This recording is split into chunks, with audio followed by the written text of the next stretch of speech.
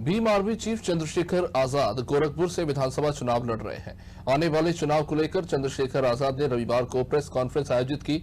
इस दौरान अनाज टीवी से बातचीत में उन्होंने योगी आदित्यनाथ को अहंकारी सीएम बताया। वहीं सपा से गठबंधन नहीं होने को लेकर भी उन्होंने खुलकर अपनी बात रखी। चंद्रशेखर आजाद से खास बातचीत की हमारे संवाददाता अकरम हाशमी ने। आप देख सकते हैं कि हमारे साथ में इस वक्त मौजूद है चंद्रशेखर रावण, जो आजाद समाज पार्टी के राष्ट्रीय अध्यक्ष भी हैं।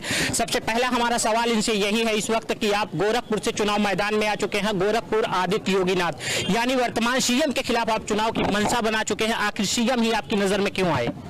देखो, उत्तर प्रदेश में जो 5 साल में परेशानियां खड़ी हुई है, नौजवानों के सामने, महिलाओं के सामने, बहनों के सामने, बच्चों के सामने जो अन्याय अत्याचार, रेप, हत्याएं हुई हैं, उसके बाद जो है किसानों के साथ, मजदूरों के साथ, कोरोना काल में जो जहां हमें जरूरत थी ऑक्सीजन की, वेंटिलेटर की, तब मुख्यमंत्री गए थे बिहार और बंगाल प्रचार में, तो उसके लिए जिम्मेदार है योगी आदित्यनाथ। इसलिए उनको सदन से रोकना और दोबारा ऐसा व्यक्ति, अहंकारी व्यक्ति सदन में न जाए, इसका प्रयास हम लोगों ने किया है।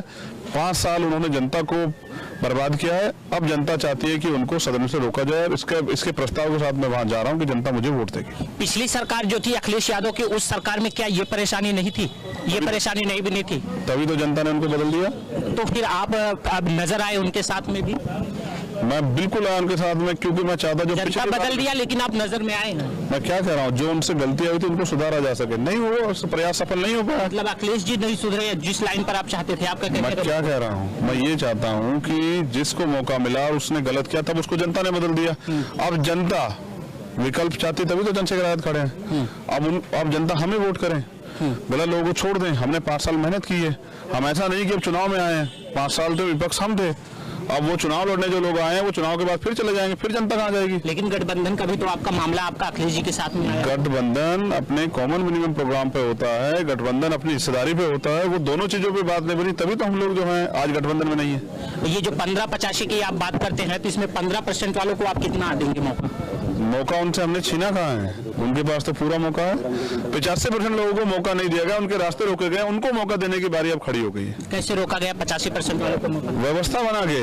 आप जब संविधान से पहले की प्रक्रिया में जाओगे तो आपको पता लगेगा कि यहाँ पढ़ने के भी अधिकार नहीं थे, यहाँ खुले में घूमने के अधिकार नहीं थे, संपत्ति बनाने के अधिकार नहीं थे। सबसे ज्यादा जरूरी, अगर किसी इंसान को भी शिक्षा से वंचित कर दिया जाए तो उसको पता ही नहीं लगेगा कि काला अक्षर भैंस बराबर हो जाएगा।